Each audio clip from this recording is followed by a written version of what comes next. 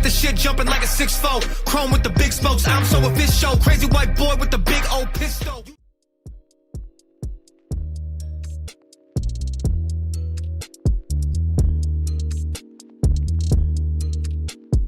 People are dumb, panicky, dangerous animals, and you know it.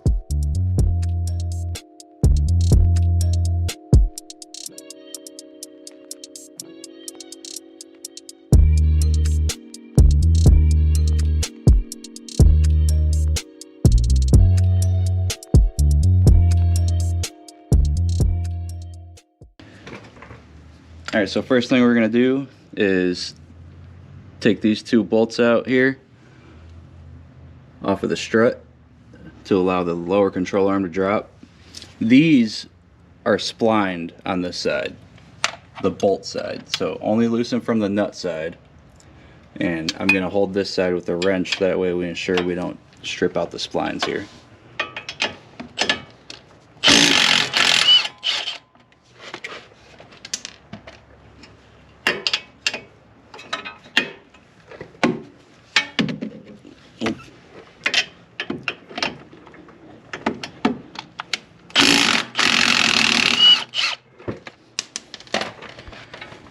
Alright, now that we got those, you're going to want to take your mallet and tap them out. Do not spin these to back them out, or at least don't until you get past the splines. And if you want, you could always undo the sway bar beforehand, but sometimes it's under a lot of tension, so really cool tool to have, very useful.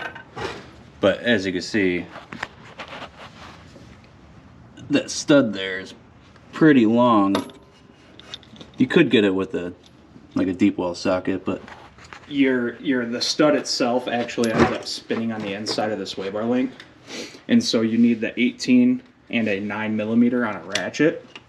Whether you use a ratcheting wrench or a normal wrench or even the through sockets, everything like that, it'll still work. So the stud is actually basically a nut. And be careful, it'll most likely not come out of the hole, but the sway bar is under tension as of right now. So we're probably gonna have to tap that out with a mallet. But if the sway bar is having a bad day, it could come out of the hole by itself, so just watch out.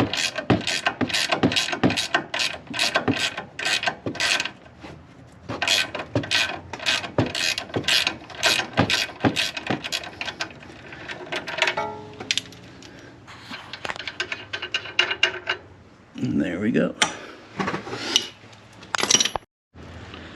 Alright, so off camera,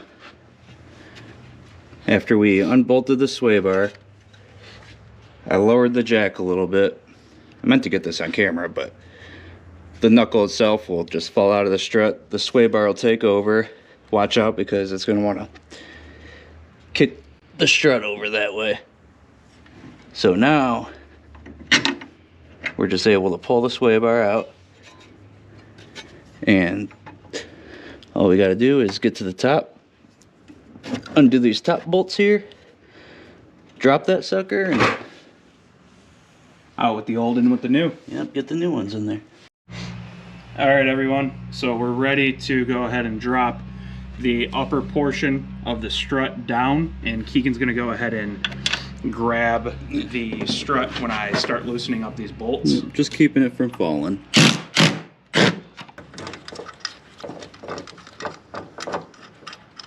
And it should be free now.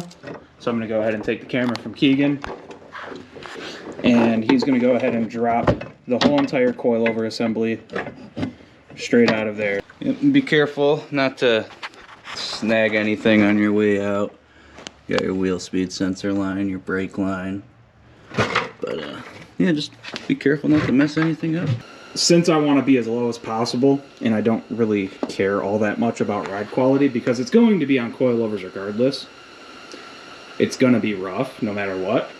What I'm going to end up doing is turning locking ring all the way down to where it butts up with the other one, and we're going to go ahead and just keep spinning the knuckle mount all the way down until it butts up against it, and then we're going to torque everything.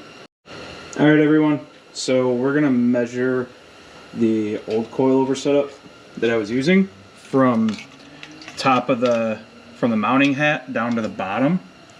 So it looks like it's coming in just over 19 inches total all over length. So you come over here to BNR's new prototype coilover, and it's coming in at just under 20 1/4 from factory adjustment.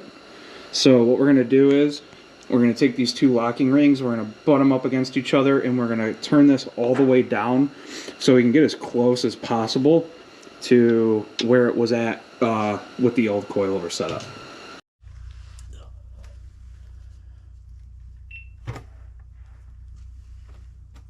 Alright, I'm gonna hand this up to Nick here so he can get these mounting bolts just on the threads there so it holds it. Alright, now that we got all these snugged up, we're gonna torque them to spec, which is gonna be 18 foot-pounds.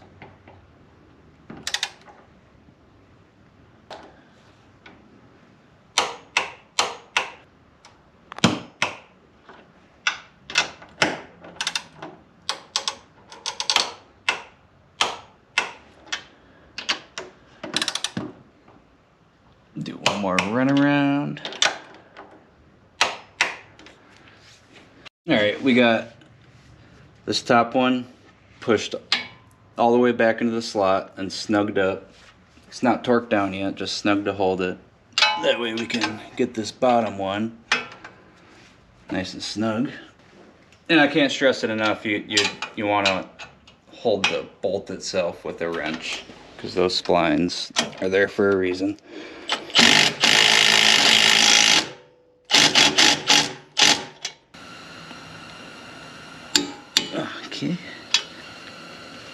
Okay.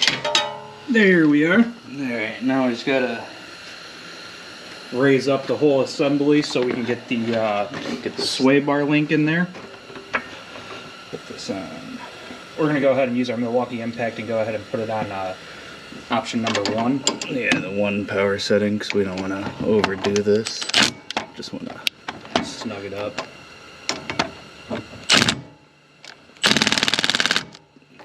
Alright, we can go to 2.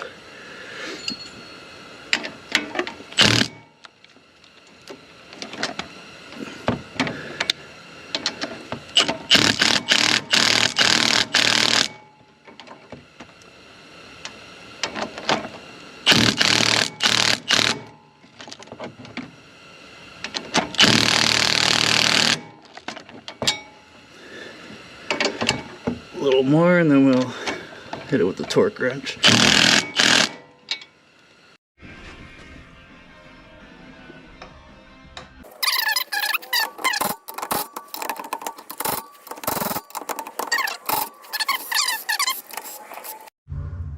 Hope you can see this pretty well. So right down here is the lower strut bolts, the lower knuckle bolt. So we're gonna end up dropping both of these bolts and nuts, as well as there is a nut that screws into the shock up top here that you're gonna end up having to undo after you drop the lower control arm away from the knuckle. And what that's going to allow you to do is be able to get enough downward movement to fit a spring compressor in here to compress this, as well as remove this strut itself. So the first thing that we're going to do is we're going to go ahead and remove the sway bar link. Go ahead and put that on there on the back.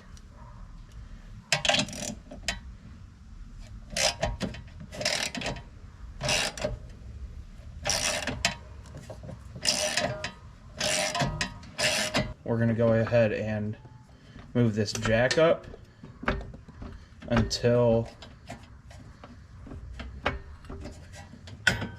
this sway bar link frees itself up.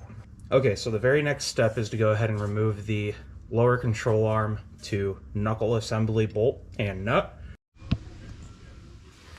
Alright, so once we've gone ahead and broken that free, we can go ahead and continue to loosen these up. Now you guys can use an impact or a ratchet and wrench. I'll probably switch to an impact here in a few minutes. I just wanted to make sure that the threads are still good and everything's perfectly fine, right? Because as car people, we all know we have this finite skill to be able to feel shit, and you can't feel stuff when you are using an impact. So with a ratchet and wrench first, and then once you feel comfortable enough to where it's good, you can go ahead and run it out with an impact. Like I said, you are going to need a mallet. And we're going to go ahead and continue to tap that out. Once we've removed this lower knuckle bolt, we're going to go ahead and remove the actual strut mount bolt. So once we went ahead and broke the nut on the back of this control arm loose, all we did was take the impact, run that out, and then we're about to go ahead and pop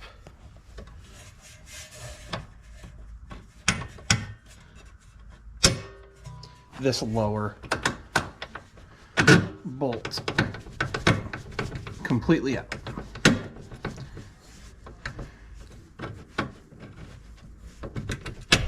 And for me, it's going to be a pain in the butt because right now I'm on Malibu suspension, which, if you guys know, you got to shim and put washers in between your actual shock mount down at the lower end. So once we go ahead and get those fasteners pulled out at the bottom, we're going to go ahead and work our way up to the top where the upper mount is. After we go ahead and get that out, we can drop the jack and pull out the whole rear strut assembly. We're going to go ahead and move up to the top, which is where we're going to find a 15mm nut, and you're going to need a deep well for that. So we're going to go ahead and get that unscrewed, and we're going to go ahead and drop out the top shock. So up at the top, we're going to go ahead and fold this flap back, reach our deep well 15 in there, and slowly start to break that free. So now that we went ahead and got this out, we can go ahead and get to moving on the coil spring. Now for other people, results may vary. When I took out my factory spring, I had to take a coil spring compressor tool and compress the hell out of it. And I had to actually modify a coil spring compressor tool. But with this suspension setup and the way that it wore or kind of broke in, from before, I was not able to actually move my control arm like this when I had my factory suspension in there. But allowing this give and everything to actually move now, I was able to just drop out this whole entire assembly all as one unit.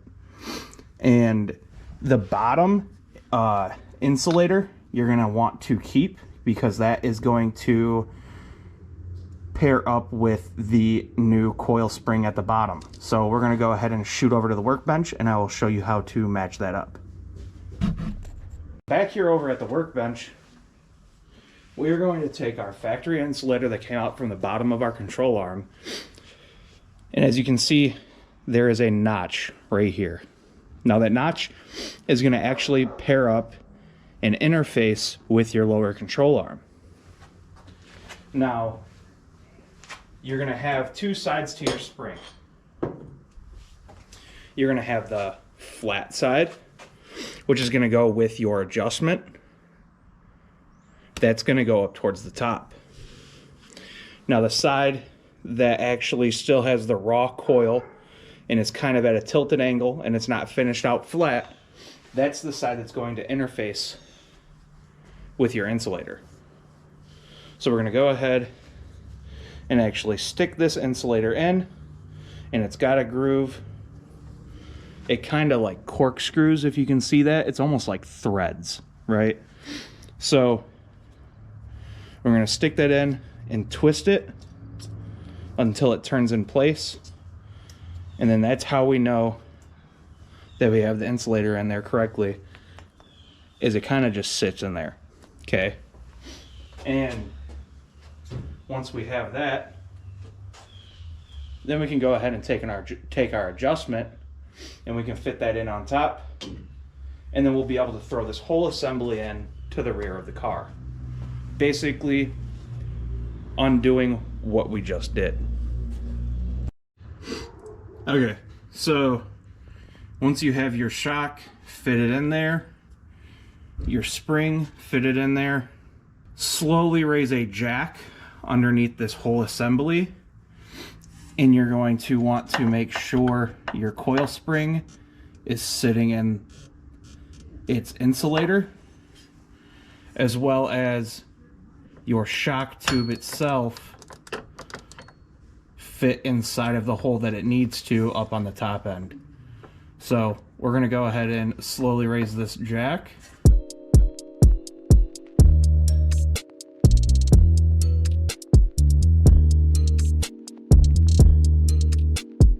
People are dumb, panicky, dangerous animals, and you know it.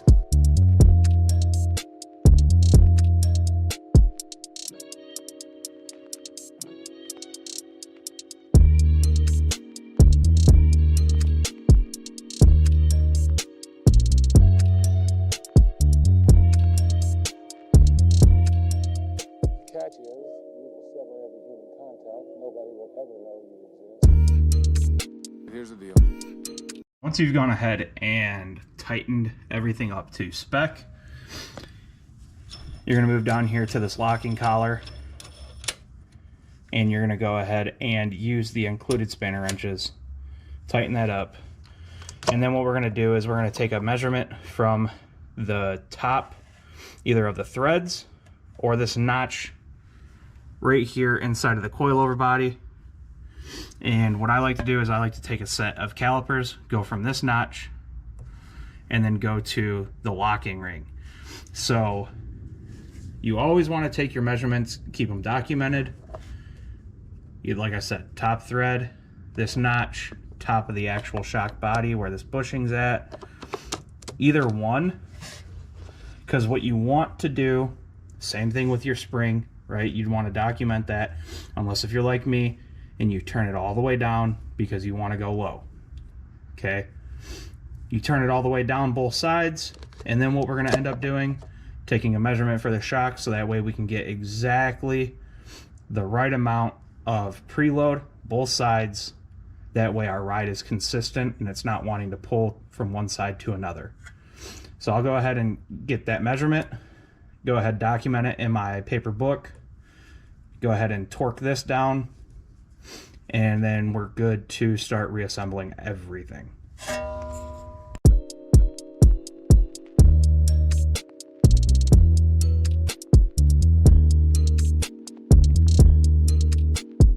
People are dumb, panicky, dangerous animals, and you know it.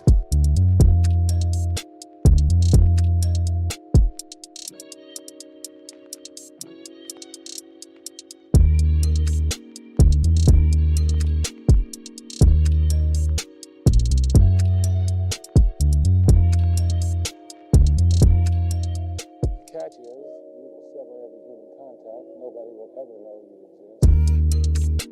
Here's the deal.